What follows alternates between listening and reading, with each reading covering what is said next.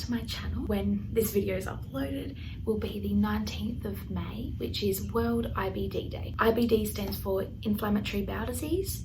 So some of you may know I was actually diagnosed with ulcerative colitis in October of last year.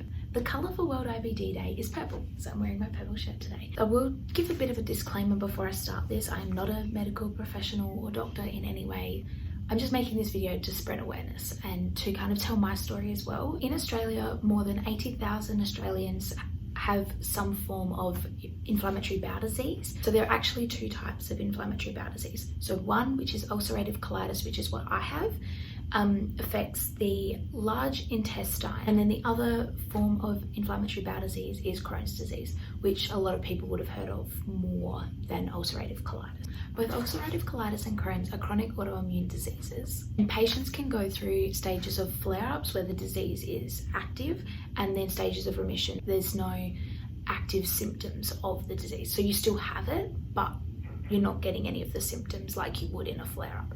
Unfortunately, ulcerative colitis and Crohn's disease cannot be cured. The symptoms of inflammatory bowel disease range from mild to severe and can be quite different, but also quite similar between ulcerative colitis and Crohn's disease. Some of the main symptoms for both is abdominal cramps and pain, frequent diarrhea that may have blood in it as well, severe urgency to make a bowel movement, fever during stages of disease, a loss of appetite and weight loss, tiredness and fatigue, and anemia due to all the blood loss as well. Medications and lifestyle changes are the ways that people with these diseases can manage their symptoms. So I thought I would like to tell my story and be quite raw about it. It isn't glorious. It's not a nice thing to talk about because no one really wants to hear about your bowel movements, do they? And like, you know, blood and poo and stuff.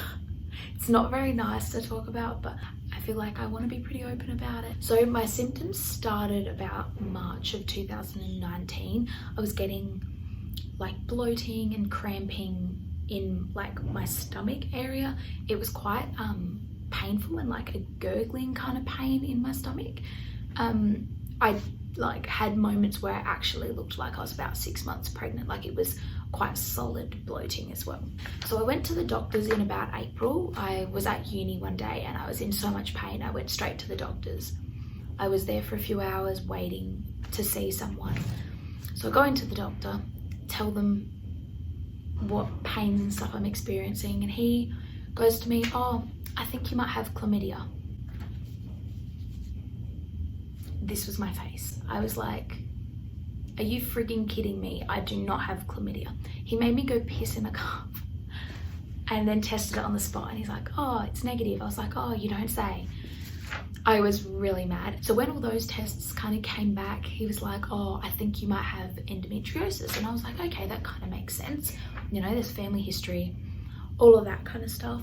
So he referred me to a gynecologist. So I went to a gynecologist, told her my symptoms and stuff. She pretty much laughed in my face because she was like, "This sounds gastro." So I left feeling really annoyed because I was like, I just wanted answers.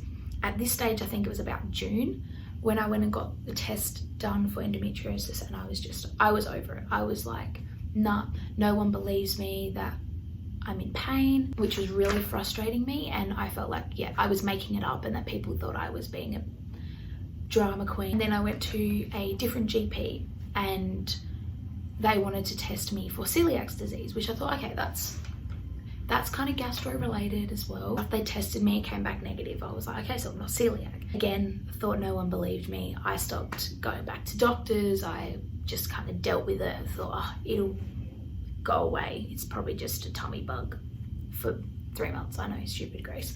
And then in about August, I started getting bits of blood and mucus in my stool. And I was like, okay, this is kind of not normal. As the weeks went on, I was getting more and more blood in my stool. My bloating was getting worse. I was in a lot of pain. There were moments where I could literally see my stomach start getting bigger and bigger. It was a really strange experience. I went home in the uni holidays in like the end of September.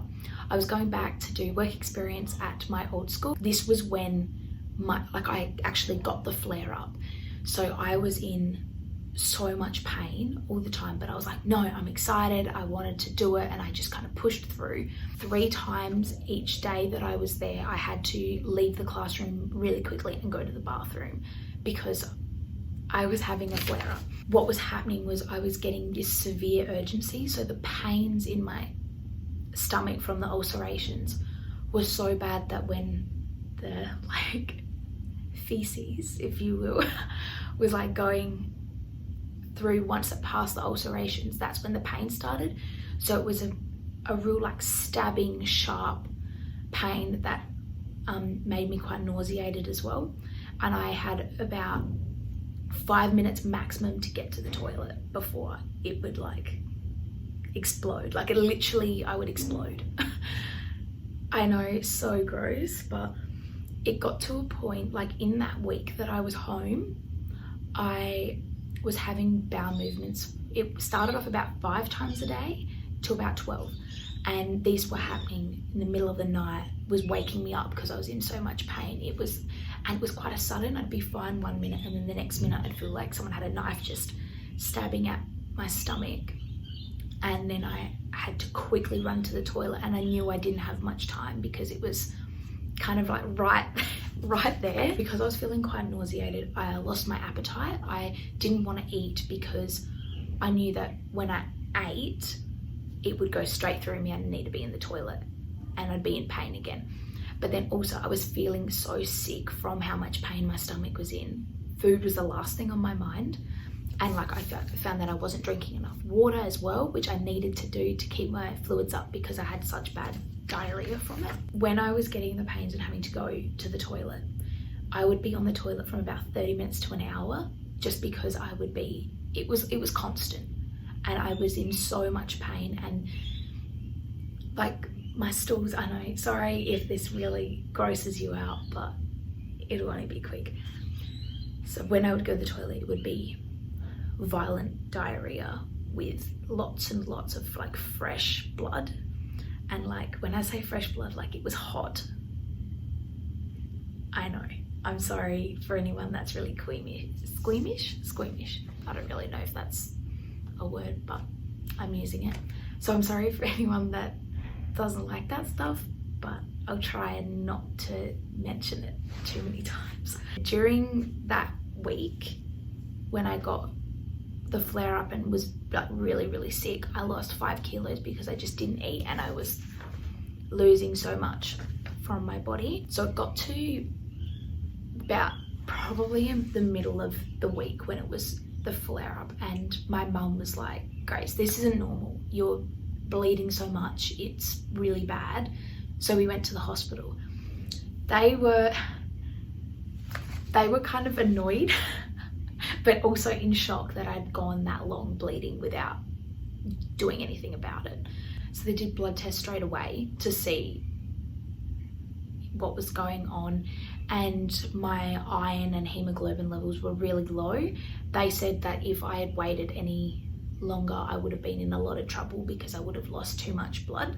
So I was really lucky that I went when I did. So when I was at the hospital as well, they did a CT scan on my abdominal area to see where the inflammation might have been. From the CT scan, they could see that my left colon had actually collapsed and that I required an emergency colonoscopy to determine what the cause was of this. So a colonoscopy, if you don't know, is like a tiny little camera that gets shoved up your bottom to see inside your intestines and stuff. You know, it's great, love it.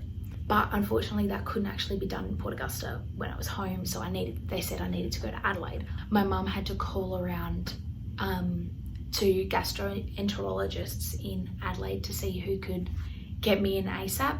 I think she called probably close to 10 people, and the soonest I could get in was a week later. My gastroenterologist, before he even met me, he faxed a script back home for me to get started on prednisolone, which is a steroid medication. When you're in a flare-up of ulcerative colitis, steroids are used to quickly alleviate the symptoms.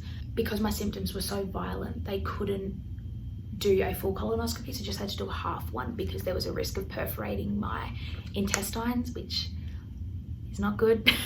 So they just did a half one, but they could see straight away that it was really inflamed and there was lots of ulcerations all throughout my large intestine. So from that, they were able to determine that it was ulcerative colitis, and I was given a diagnosis at the start of October. So we actually have a family friend who also has ulcerative colitis. She's one of my mum's friends. She's had it for a fair few years as well. So she's been really good giving me advice. So she said that she's gluten-free and it helps her a lot with her symptoms. So I thought I'd try it out, and I've been gluten-free since. I find it helps a lot. Like, there still are other foods and stuff that sometimes aggravate my symptoms, but obviously I haven't had any bleeding since. So from the steroid, like the prednisolone, the steroid medications I was taking, they do affect you quite a bit. They actually made me gain 10 kilos. I bloated so much. A lot of it was water weight from the medications. Like, my face was probably about this round. I was bloated and I gained, yeah, like I said, 10 kilos. I was unhappy with how I looked. It really affected my mental health because I didn't like how I looked, but then also I was dealing with a new diagnosis of a chronic disease that I will have for the rest of my life. So it was quite hard for me to adjust. I didn't feel myself a lot of the time. It was quite hard. I took a while to kind of feel normal again because I was on the steroids for about 6 to 8 weeks. Once I had stopped taking the prednisolone, my gastroenterologist started me on infliximab infusions, which are biologics. So every 6 weeks I will go to the day hospital and I get the infusions put in my arm, like intravenously infused, to maintain the disease as well. So there's medications and also lifestyle changes. So the disease can flare up at any time throughout your life. Actually, a lot of the time caused by lack of sleep, increased stress and anxiety levels, which is awesome because I'm a uni student, so I don't sleep much and I'm always stressed and anxious about uni assignments. So it's a perfect combination if you ask me. I still experience those symptoms, but they're not as severe as they were, and they're only every now and then. They're not every day. They're only if I eat certain foods or certain things going on in my life, if I'm not sleeping much or if I'm more stressed or anxious about uni at that time. Another way to maintain is regular exercise, keeping yourself active and healthy. Because of the medications I take and the actual disease itself, I am at a higher risk of bowel cancer, which was a bit scary when I was told that, because, you know, I'm only 19 years old. I was only 18 at the time when I was diagnosed, and I was like, ugh, like that could be my reality. So just kind of taking it day by day and making sure that I am looking after my body and that I'm listening to my body as well. That's the biggest thing I've had to learn, is listening to my body. But overall, now I've been diagnosed for how many months now? October, November, December, January, February, March, April, May. I had to think about that. 8 months now, so quite a long time. I am getting pretty good at managing my symptoms and keeping myself in remission, and I have lots of support. Hopefully one day we can find a cure, because that would be awesome. I'll link down below the Crohn's and Colitis Australia website, so make sure you check them out. They have like lots of fundraising ideas down there, obviously because of everything happening right now. I couldn't do the fundraising stuff that I wanted to do, but hopefully next year I can. They have like a part there where you can donate, so you know, if you have a spare few dollars and can donate to the Crohn's and Colitis Australia Foundation, that would be amazing, because all those funds go towards testing to find a cure. Thank you for watching. I hope this wasn't too boring or wasn't too like, with all the gross things. I tried to keep the gross things like minimal because a lot of people don't like to hear about that. But it's my reality and it's my life.